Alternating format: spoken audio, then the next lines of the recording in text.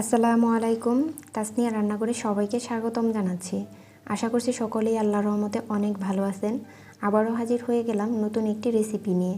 আজ আমি আপনাদের রমজান স্পেশাল ভীষণ মজার একটি সাবুদানার পুডিং তৈরি করে দেখাবো।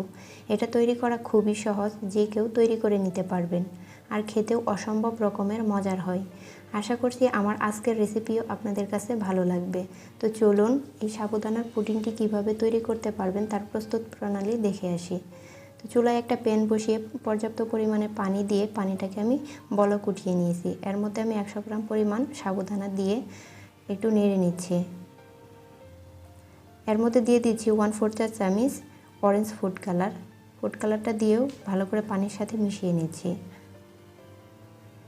এখন সাবুদানাটাকে 5 থেকে 6 মিনিট সময় নিয়ে আমি ভালো করে সিদ্ধ করে নেব।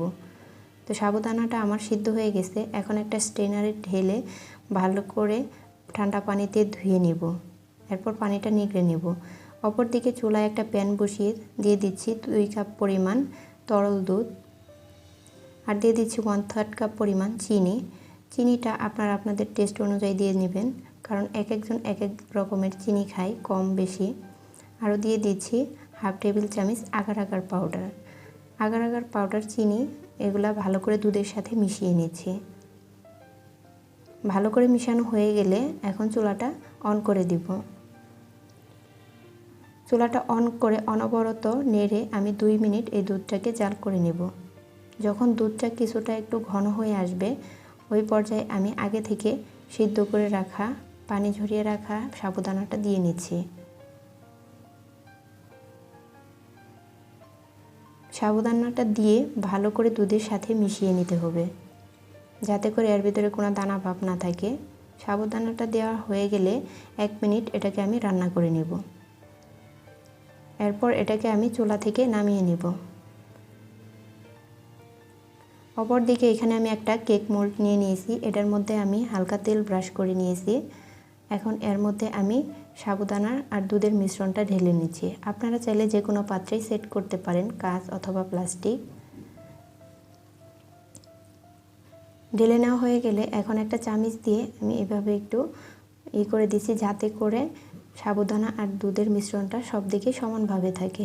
এখন এটাকে আমি নর্মাল তাপমাত্রায় রেখে 1 ঘন্টার জন্য রেস্টে রেখে দিব।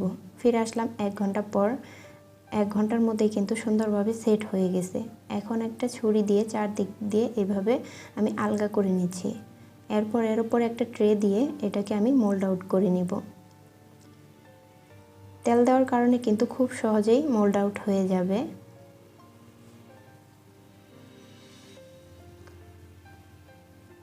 এখন এই পুডিংটা আমি কেটে নিচ্ছি। এই প্রচণ্ড গরমে অথবা ইফতারিতে কিন্তু আপনারা এই ঠান্ডা ঠান্ডা পুডিংটা পরিবেশন করতে পারেন। বাসার ছোট বড় সবাই কিন্তু খুবই পছন্দ করবে এবং মজা করে খাবে। তো আশা করছি আমার আজকের এই সহজ রেসিপিটিও আপনাদের কাছে ভালো লেগেছে। ভালো লাগলে ভিডিওটিতে একটি লাইক দিবেন, আর বেশি বেশি করে শেয়ার করে দিবেন।